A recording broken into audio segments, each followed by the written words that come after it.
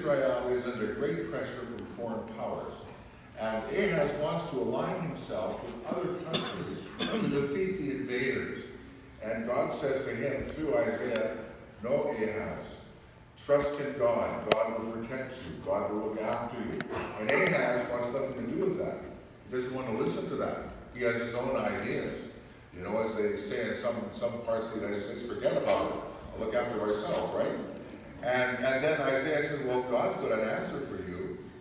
Listen to this.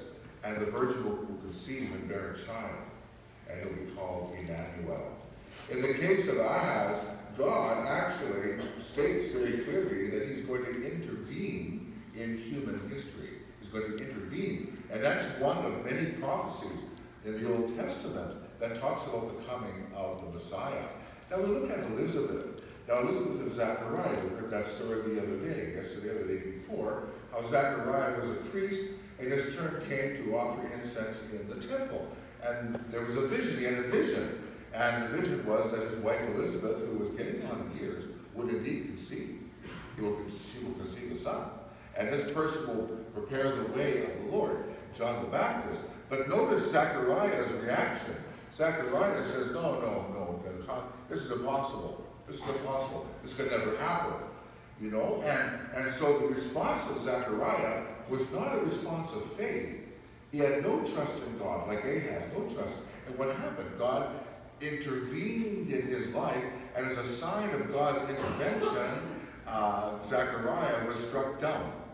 He couldn't speak until Elizabeth gave birth to the child, and he didn't call the child Zechariah, but John, another example of God's intervention. Now notice Mary. When the angel Gabriel appeared to Mary and told Mary these wondrous things that was going to happen, Mary's response was not like Zechariah. Mary said, well, how can this be? I'm still a virgin. How can this be?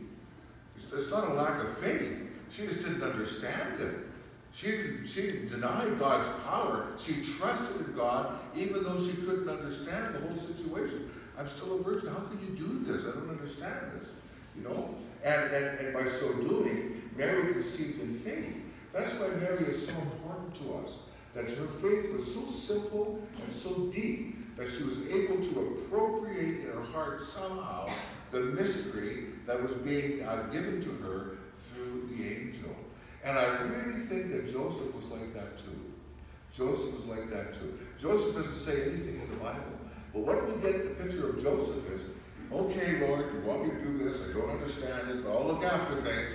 He didn't see the big picture at all. He was a man of duty in the Bible, like the centurion soldier. Nowhere in all of Israel have I seen such faith, Jesus says to the centurion soldier. And Joseph was like that. He looked after things. He didn't understand where this was going. He didn't understand things. And eventually they would flee into Egypt, the Holy Family, as refugees. And Joseph had his eye on everything. He was the protector.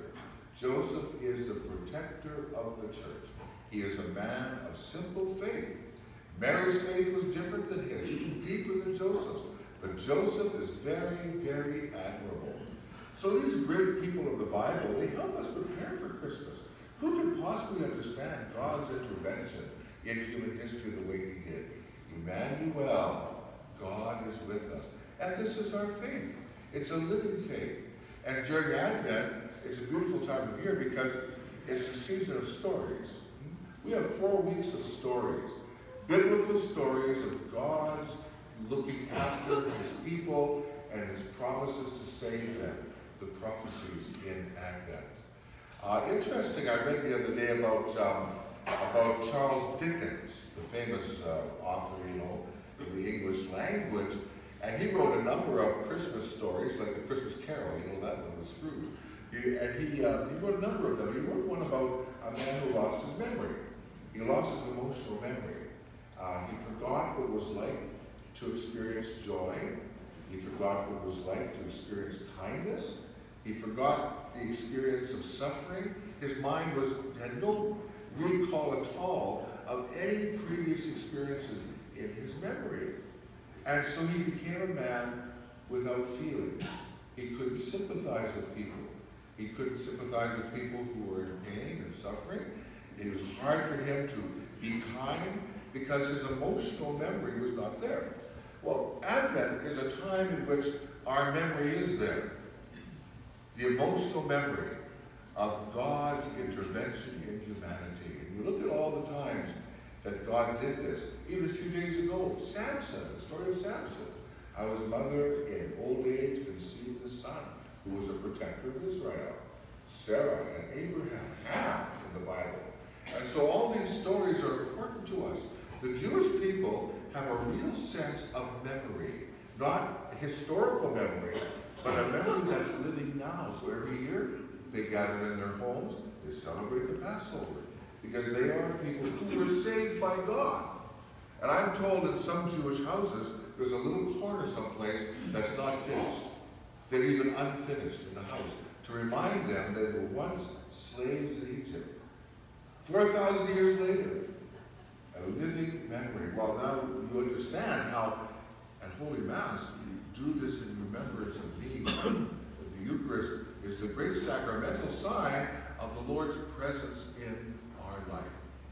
So we're soon to celebrate the birthday of the Lord, a great reminder and observance that Jesus has come amongst us, and he remains with us.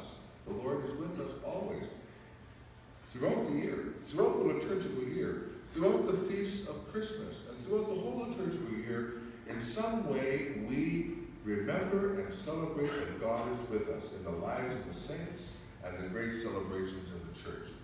And so today, as we approach Christmas very, very closely here, we want to really enter the mystery of Christmas in a special way, and to have our faith kind of increase, kind of strengthen, as we prepare to celebrate this wonderful feast at this time of year. May God be with you.